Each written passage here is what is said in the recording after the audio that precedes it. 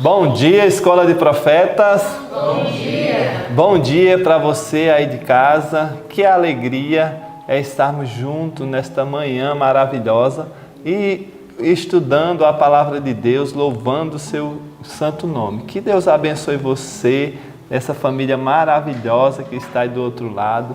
Você, Pedro, que Deus te abençoe. O Senhor Deus permaneça no teu coração e o Espírito Santo continue te abençoando. Bom dia, Ana. Bom dia, professor Cícero. Bom dia, escola. Bom dia. Bom dia para você que está em casa. É um prazer ter você conosco mais esse dia mais esse dia que nós vamos cultuar o nosso Senhor. Que Deus possa abençoar a sua vida neste momento e que esse vídeo possa ser uma bênção, para a sua vida e que você possa compartilhar essa bênção preciosa com todos que você conhece. Amém. Vamos nesse momento começar o nosso culto em adoração a Deus. Vamos orar? Ora, nosso Senhor.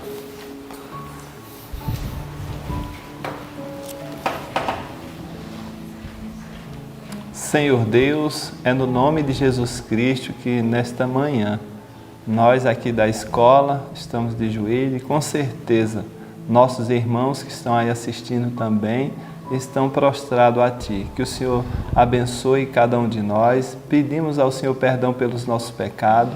Pedimos ao Senhor o poder do Espírito Santo em nossa vida para que possamos, ó Pai, aceitar mais de Ti, para sermos firmes e obedientes a Ti, assim como Jesus Cristo. Muito obrigado, continua nos abençoando em nome de Jesus. Amém. Amém.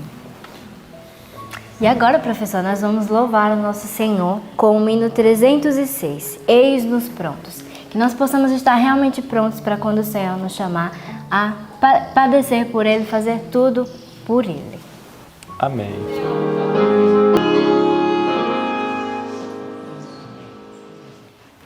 Muito bem, que estejamos todos prontos. Temos que estar pronto. Você está pronto aí na sua casa? Que coisa boa. Pensando em estar pronto, você está pronto para gravar a palavra de Deus no seu coração? O verso hoje é pequeno, mas bem significativo, muito importante. Tá bom? Vamos lá? Vamos gravar a palavra de Deus na nossa mente, no nosso coração? Vamos lá, Efésios 4:32. No 3, 1, 2, 3. Efésios 4:32. Antes sede uns para com os outros benignos, misericordiosos, perdoando-vos uns aos outros, como também Deus vos perdoou em Cristo. Efésios 4:32. Efésios 4:32. Antes sede uns para com os outros benignos, misericordiosos, perdoando-vos uns aos outros, como também Deus vos perdoou em Cristo. Efésios 4:32. Efésios 4:32. Antes sede uns para com os outros benignos, misericordiosos, perdoando-vos uns aos outros, como também Deus vos perdoou em Cristo. Efésios 4:32. Amém. Que maravilha, né? Que Deus te abençoe aí na sua casa, que o Espírito Santo te faça forte para vencer mais este dia. Amém. Que bom é termos a palavra de Deus todos os dias. Compartilha esse vídeo para que também pessoas possam ser abençoadas e você seja um missionário compartilhando esses vídeos. Tenha um ótimo estudo e até a próxima.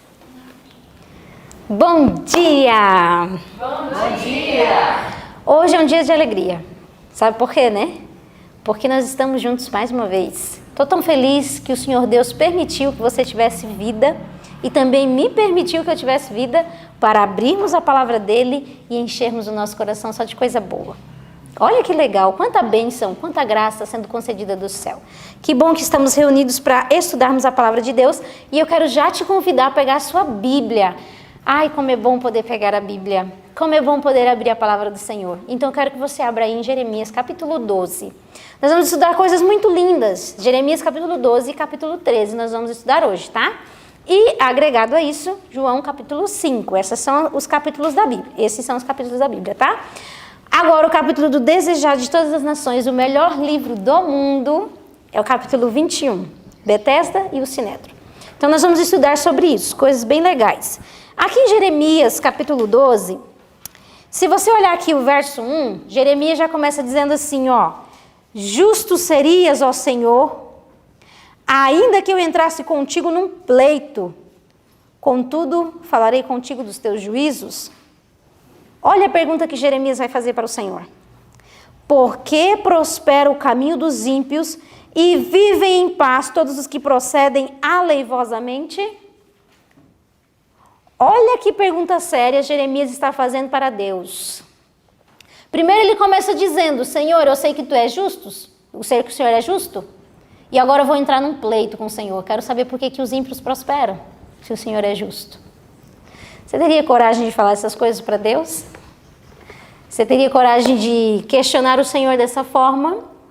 Saiba que essa não é uma maneira afrontosa de falar com o Senhor. Pelo contrário, Jeremias temia demais a Deus. E ele, justamente por temer demais a Deus e ter relacionamento e intimidade com Deus, ele se sente na intimidade de perguntar, Senhor, eu sei que o Senhor é justo, por que os ímpios prosperam? E Jeremias se queixa diante do Senhor. Pai, olha só isso, eles são maus, mas eles estão prosperando. O detalhe aqui do capítulo não são as queixas de Jeremias, porque a gente é assim mesmo, né? A gente gosta de se queixar, não é isso? E nós temos uma visão muito míope, né? Nós temos uma visão muito curta das situações, das coisas. Nós não temos um discernimento correto para julgar nada. Deus é que tem. Então Deus responde a Jeremias. Você queria ouvir a resposta de Deus? Porque talvez no seu coração você também tenha essa angústia. Senhor, por que fulano está dando certo na vida se ele só faz coisa errada? Talvez você tenha essa angústia. Você quer ouvir a resposta de Deus? Deus respondeu a Jeremias. Olha aí no verso 5, que foi que Deus respondeu para Jeremias. Perfeita a resposta do Senhor. Jeremias, se te fatigas correndo com homens que vão a pé, como poderás competir com os cavalos? Se tão somente numa terra de paz está confiado, como farás nas enchentes do Jordão? Jeremias, você está reclamando do pouco, e quando vier o muito? O que você vai fazer, meu filho? Você está achando ruim? Imagina quando as coisas apertarem, que o Espírito de Deus se retirar da terra. Imagina como as coisas ficarão. Você está achando ruim agora? Vai ser muito pior, meu filho. E Deus fala da situação dizendo para ele, Jeremias, você vive numa terra onde as pessoas professam o meu nome, mas elas são hipócritas e elas tentam até te matar. Os próprios irmãos da fé. Olha a condição que Jeremias vivia. E Deus disse, não se cansa não, porque vai ficar pior. Você tem que aprender a correr com cavalos. Tem que aprender a ganhar resiliência, resistência em meio a situações difíceis, Jeremias. Não chora não, não se queixa não, fica forte, porque a coisa vai piorar. Isso parece um recado para quem? Para Jeremias somente? Eu tenho certeza que isso é um recado para nós também. Nós passaremos por situações indescritíveis e teremos que ter resiliência para suportar as coisas que virão. Nós estamos estudando, não é? Estudamos essa semana, onde a igreja de Cristo aqui nessa terra comerá o pão do aperto e beberá a água da aflição. Mas não será totalmente subjugada, porque o Senhor Deus tem promessa de vitória para aqueles que se colocam em sua mão. E aqui no capítulo continua dizendo, no verso 7, justamente o que Deus faria àquela nação. Desamparei a minha casa, abandonei a minha herança, entreguei a amada da minha alma nas mãos de seus inimigos. Olha que triste Deus ter que dizer isso. Mas a gente colhe o que planta. E a nação de Israel colheria o que estava plantando. Estavam plantando ventos e colheriam tempestade. Mas Deus, em sua infinita misericórdia, não termina esse capítulo 12 com angústia e desespero. Pega o verso 15. Olha o que diz o verso 15 do capítulo 12. E será que, depois de os haver arrancado, tornarei e me compadecerei deles e os farei voltar, cada um à sua herança e cada um à sua terra. Amém? Deus tem promessa de restauração. Deus tem chance para qualquer pessoa que queira. E Ele oferece isso diariamente. Agora, quando você vai aqui no capítulo 13 de Jeremias, Deus manda Jeremias fazer uma missão tanto interessante. Jeremias pega um cinto. Essa informação está do 1 ao 6. Pega um cinto novo, compra um cinto novo. Jeremias comprou um cinto novo. Eu acho linda a obediência, a pronta obediência do profeta. Não entendia nada. Vai lá, Jeremias, compra um cinto novo. Mas para que? Eu não estou nem precisando de um cinto novo. Foi lá, comprou um cinto novo. Depois Deus fala assim, agora vai lá, esconde ele na fenda de uma rocha e deixa ele lá. Mas rapaz, comprei um cinto novo para esconder na fenda de uma rocha, estou jogando dinheiro fora. Eu estou dizendo coisas que possam ter surgido na mente humana, porque a gente pensa, né, essas coisas. Mas Jeremias confiava em Deus e tudo que Deus mandava ele ia lá e fazia, ele não precisava entender muita coisa. Depois ele mandou, de muito tempo, Jeremias tirar aquele cinto de onde estava escondido. E o cinto estava como? Apodrecido, não prestava para mais nada. Aí Deus falou assim, Jeremias, essa é a situação do meu povo. Eu fico pensando, eu ouvindo isso naquela época, essa é a sua situação, não presta para nada. A não ser jogar fora. É duro esse sermão, é duro de ouvir.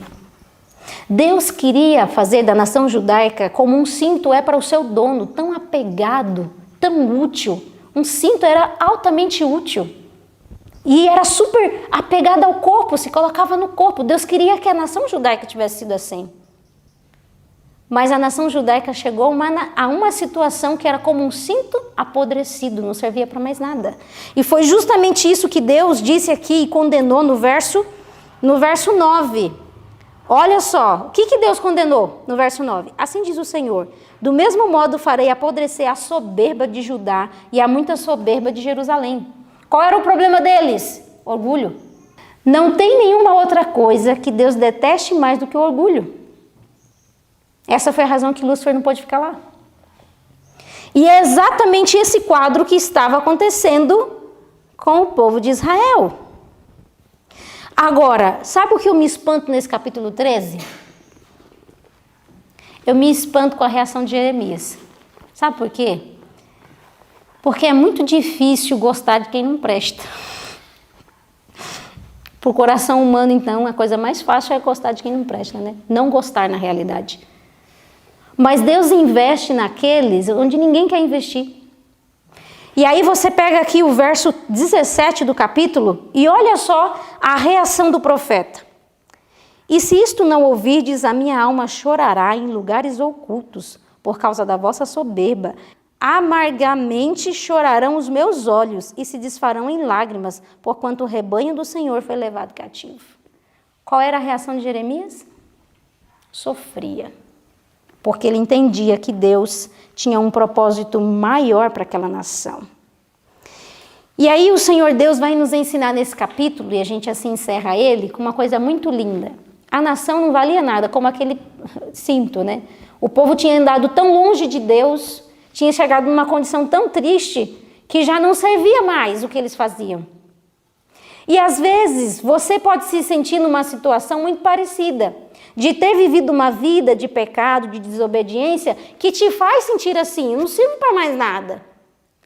Mas eu vou te contar o segredo para sair dessa condição e dessa situação. Porque a realidade é essa, todos nós estávamos em posição de condenação, inúteis. Mas Deus torna o inútil em útil. Como? Verso 23 do capítulo 13. Porventura pode o etíope mudar a sua pele e o leopardo as suas manchas?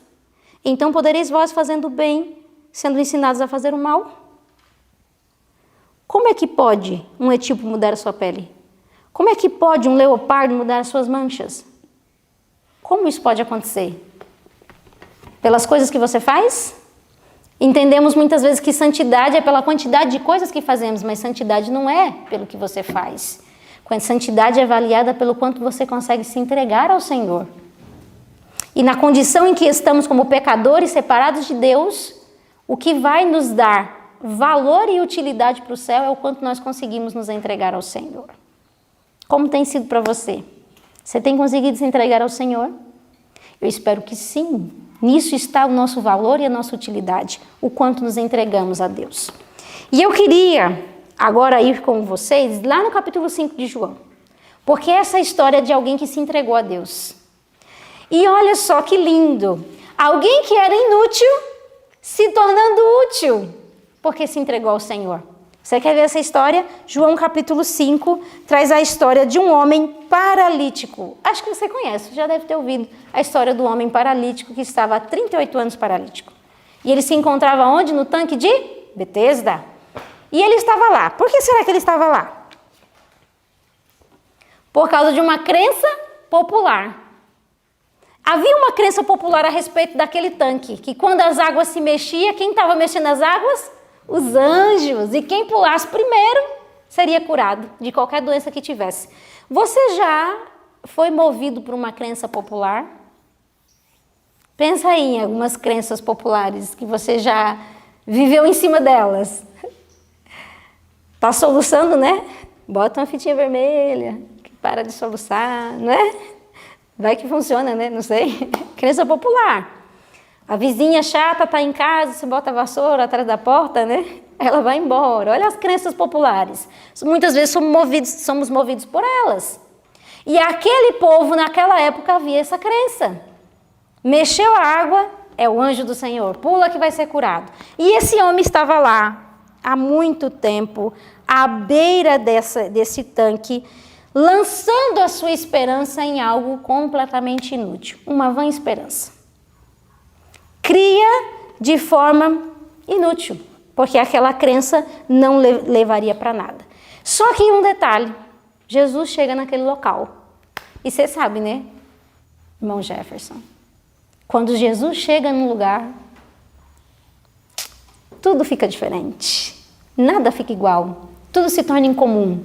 E Jesus chegou naquele lugar e viu aquela multidão de sofredores. E o desejado de todas as nações nos diz que, pelo desejo de Jesus, ele queria ir lá curar todo mundo. Queria poder curar todos, sair restaurando todo. Ele tinha poder para isso. Só que diz que ele foi barrado por uma situação. Era sábado. Aí você pode pensar aí de casa, você que é adventista, né? Pode pensar assim, mas por que sábado era dia de fazer o bem? Sim, sábado é o dia de fazer o bem. Na mente de Deus, mas na mente dos judeus não. Era o dia de obedecer regras e mais regras. E Jesus foi limitado de salvar e curar todas aquelas pessoas por causa da posição dos guias daquela nação. E aí ele olhou para aquele cenário e falou, como eu queria poder curar a todos, mas se eu fizer isso, a minha obra vai ser impedida. A minha obra vai ser atrapalhada com os judeus que têm uma mente fechada. Seria um escândalo na obra de Jesus, no ministério de Jesus. Então diz que Jesus procurou a pessoa mais sofrida do lugar. Buscou a pessoa mais sofrida dali. E ele encontrou, bateu os olhos naquele homem que estava ali há 38 anos, enfermo, paralítico. E quer que eu te diga uma coisa? A doença daquele homem, vai dizer o desejado de todas as nações, que era em grande parte resultado de seu próprio pecado. E aqui eu preciso trabalhar em cima desse ponto. Muitas pessoas não sabem e não entendem isso, mas muitas das enfermidades físicas é resultado de enfermidade espiritual. Pecados não confessados e não abandonados geram doenças. Você entende a seriedade disso? O texto aqui vai nos dizer que ele carregava em sua alma ansiedade e contínuas decepções. Porque todo dia pensava que ia ser curado e não era, porque não conseguia pular na água primeiro. E diz que essa ansiedade e essas contínuas decepções estavam rapidamente consumindo as restantes das suas energias. O que você entende por isso? Que ansiedade e decepção consomem as nossas energias. E nos tornamos cada vez mais doentes. Consegue entender o paralelo de doença física com problema espiritual não resolvido? De onde vêm as nossas ansiedades? Jesus disse que nós não temos que andar ansiosos por nada. E lá estava aquele homem sofrendo justamente por causa de seu próprio pecado. E a prova disso, e eu quero até que você pegue aí para confirmar isso que eu estou te dizendo, João capítulo 5, verso 14. Depois que ele é curado, olha o que Jesus diz para ele, ó. Depois disse Jesus, encontrou-o no templo e disse-lhe: eis que já estás são, não peques mais, para que não te suceda alguma coisa pior. Qual é o recado que Jesus dá para aquele homem? Olha, cuidado, agora vê se você não peca mais, para que não te suceda coisa pior. Você está entendendo isso? Então a enfermidade desse homem era ligada a um problema espiritual. Então, quando Jesus entra ali e vê aquele homem paralítico, Jesus faz uma coisa muito linda. Eu quero que você leia isso comigo. O parágrafo aqui começa: Jesus não pediu. Olha que lindo. Jesus não exigiu fé daquele homem. Como assim? Vamos ler o parágrafo. Jesus não pediu a esse sofredor que tivesse fé nele. Jesus não chegou lá e dele disse assim: olha, tende fé em mim. Se credes, verás a glória de Deus. Jesus não falou essas coisas. Disse simplesmente: levanta-te, toma tua cama e anda. Gente, é muito linda essa história. Porque diz que aquele homem, quando levantou a cabeça para ver se a água lá do tanque estava sendo movimentada, ele levantou a cabeça e deu de encontro com o rosto compassivo e terno de Jesus. E Jesus fez a seguinte pergunta para ele: queres ficar são? E aí o homem respondeu assim: Senhor, eu não tenho ninguém. Eu fico pensando na angústia do coração de alguém que não tem ninguém, sozinho no mundo, que não tem ninguém. E ele disse isso: eu não tenho ninguém. Eu estou sozinho, não tem quem me ajude, quem me jogue lá dentro daquele tanque. Eu sou um paralítico, ninguém me quer. Eu não tenho família, todo mundo me rejeitou, eu estou sozinho. Consegue imaginar a dor de uma alma? E aí Jesus disse para ele: levanta-te, toma a tua cama e anda. A fé do homem, todavia, apodera-se daquelas palavras. Cada nervo e músculo vibra de nova vida, e a energia da saúde enche-lhe os membros paralisados. Sem duvidar, determina-se a obedecer à ordem de Cristo, e todos os músculos obedecem à vontade. Pondo-se rapidamente de pé, sente-se um homem no exercício de suas atividades. Que glorioso! Que glorioso! Olha o poder que Jesus tem. O poder de levantar um paralítico. Posso perguntar uma coisa para você? Você é um paralítico? Aí você vai me dizer: não, eu tenho minhas duas pernas bem fortes, ando com ela todo dia para cima e para baixo, né, Ana? Corro para lá, corro para cá, trabalho para Deus, não é isso? Mas a senhora White vem dizendo que muitos são paralíticos espirituais. A sua alma é paralítica. O pecado tem esse poder de paralisar. Tem esse poder de afastar, de nos tornar impotentes de mudar a nossa condição, assim como aquele homem era. Lembra do texto de etíope? Pode um etíope mudar a sua pele? Ou o leopardo mudar as suas manchas? Do mesmo jeito, você e eu, alma paralítica, não podemos mudar a nossa condição diante de Deus. Você consegue entender isso? Somos tão impotentes como aquele homem era para resolver o nosso problema. Você está angustiado com pecados, com coisas que acabaram acontecendo na sua vida, na sua história, que você queria poder resolver e você não consegue. Você tem lutado para sair de uma situação, de um pecado acariciado e você não tem conseguido. Você tem se angustiado e se sentido mal, inútil, distante de Deus. Eu quero te dizer a mesma coisa que Jesus disse para aquele homem. Jesus hoje chega na tua casa para te perguntar: queres ficar são? Jesus mandou esse vídeo para você hoje para te perguntar: queres ficar são? Queres ser liberto deste pecado? Queres ser liberto desta vida de mediocridade? Essa é a pergunta de Deus. E aí sabe o que o texto diz? Ainda que você não sinta, faça como aquele paralítico. Se coloque de pé. Haja em cima dessa palavra de Cristo. Levanta e toma a tua cama. É isso mesmo. O texto vai nos dizer exatamente isso. Não esperei sentir que estáis são. Não espere sentir que você está são. Crede na palavra e ela será cumprida. Amém. Que poder é esse dessa palavra? Que poder é esse? Ponde a vontade do lado de Cristo. Desejais servi-lo. Seja qual for a má prática, seja qual for a dominante paixão, a longa condescendência que acorrenta a tua alma. Cristo é capaz de te libertar e Ele anseia fazê-lo. Você crê nisso? Eu quero muito que você creia nisso, porque há poder nessa palavra.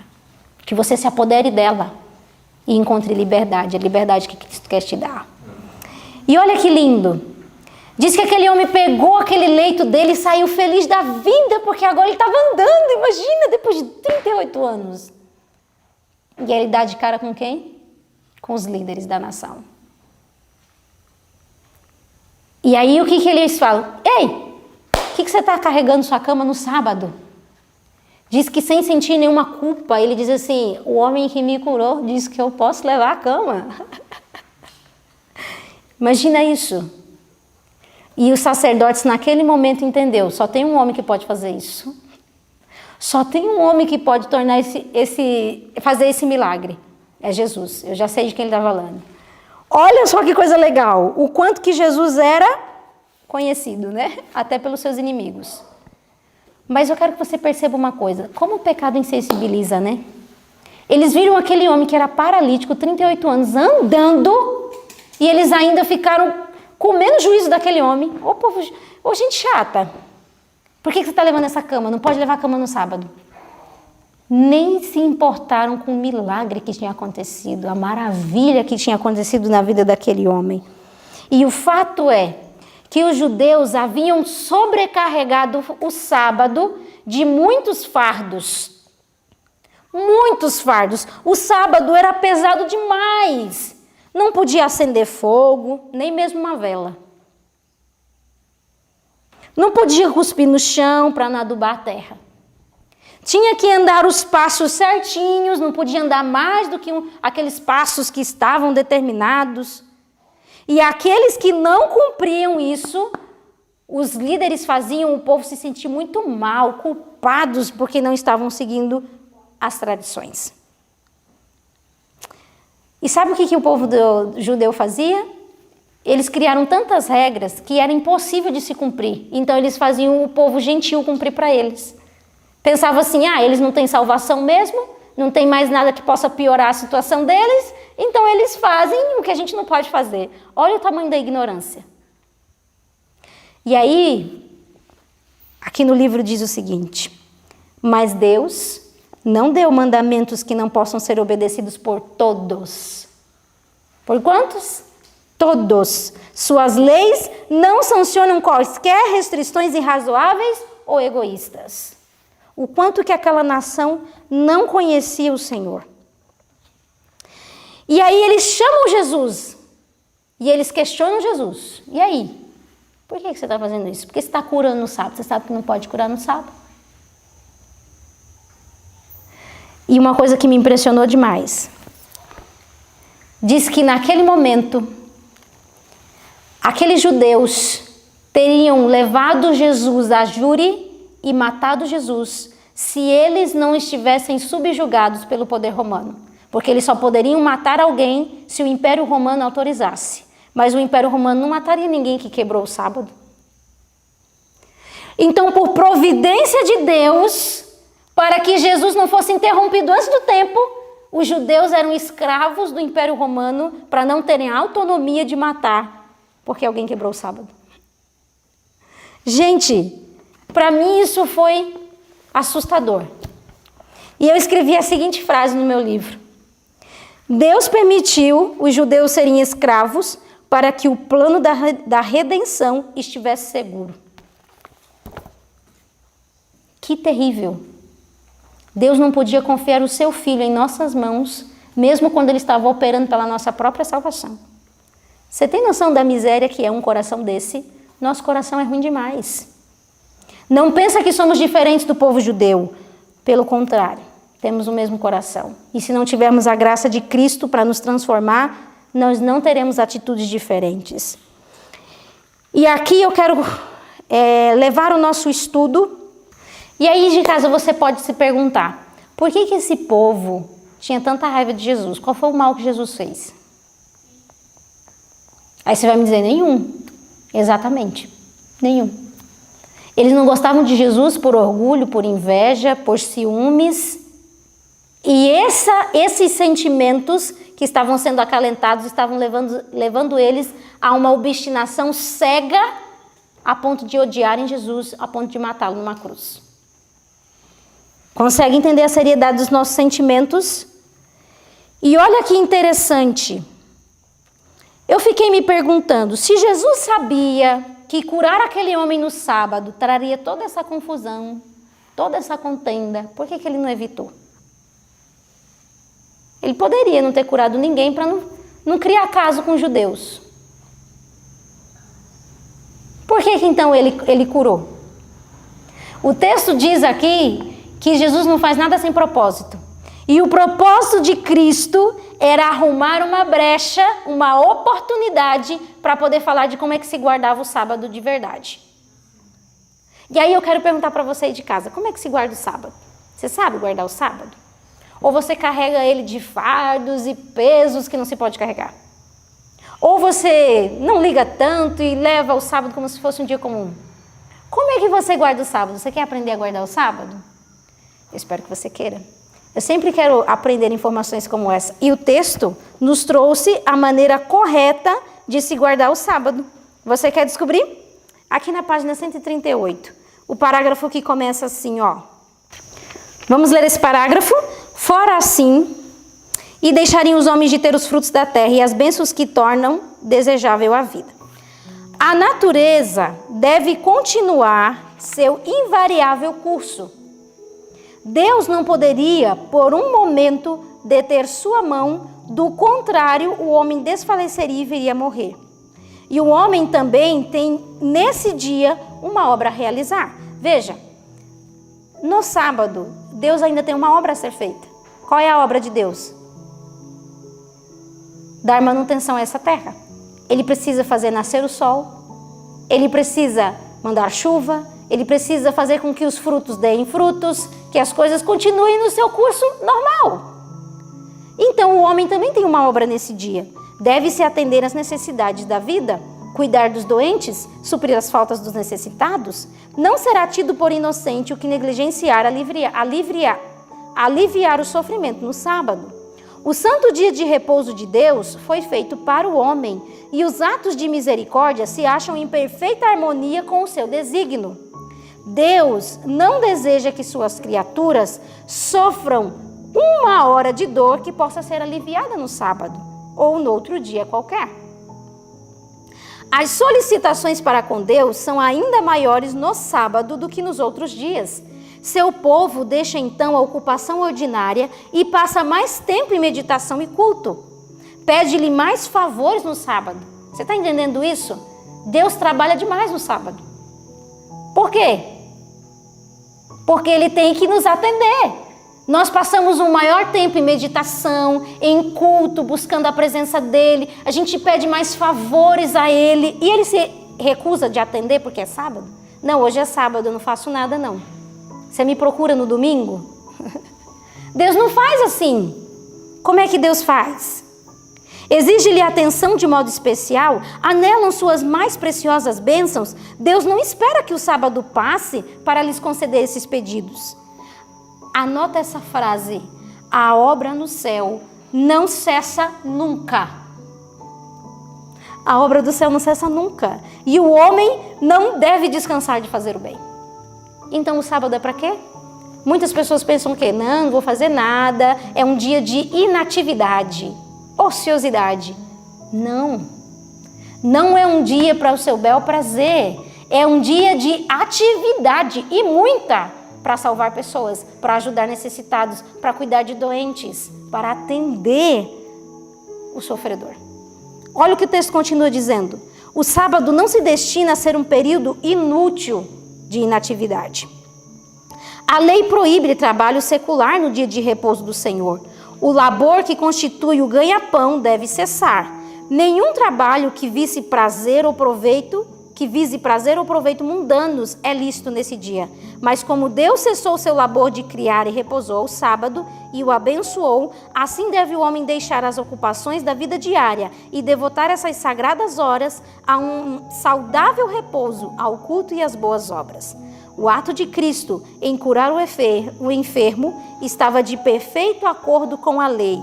Era uma obra que honrava o sábado. Você pegou o princípio?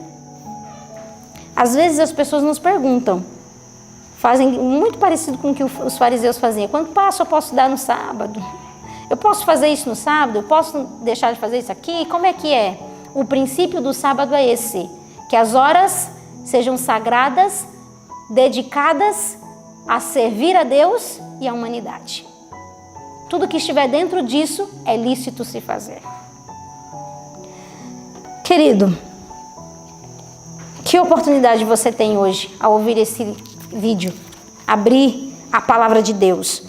Luz do céu foi derramada sobre a tua vida hoje, eu não tenho dúvida nenhuma. Grandes coisas nós aprendemos. E a minha pergunta para você é, o que você vai fazer com isso que você tem recebido do céu?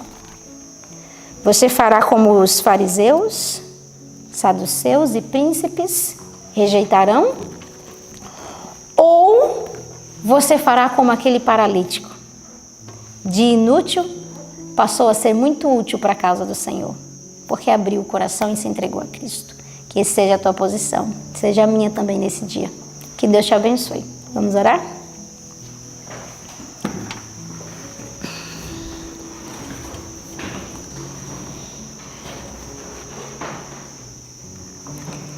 Querido Deus e nosso Pai, agradecemos tanto porque o Senhor veio a essa terra para nos ensinar o jeito certo de viver. Somos tão ignorantes e impotentes que nem menos sabemos como é que se guarda o sábado. E o Senhor veio nos ensinar a maneira correta de se viver, os princípios que devem reger o nosso coração. E nós imploramos que o Senhor nos auxilie, Pai amado, a colocarmos em prática o que temos aprendido e ouvido do Senhor. Fortalece o nosso coração. Ajuda-nos a nos apegarmos a Ti e verdadeiramente dependemos do Senhor. Que o Senhor passe hoje nos lares, restaurando, curando toda a alma paralítica, perdoando todos os pecados e levando as pessoas em condição de santidade para a glória do Teu nome. Em nome de Jesus. Amém.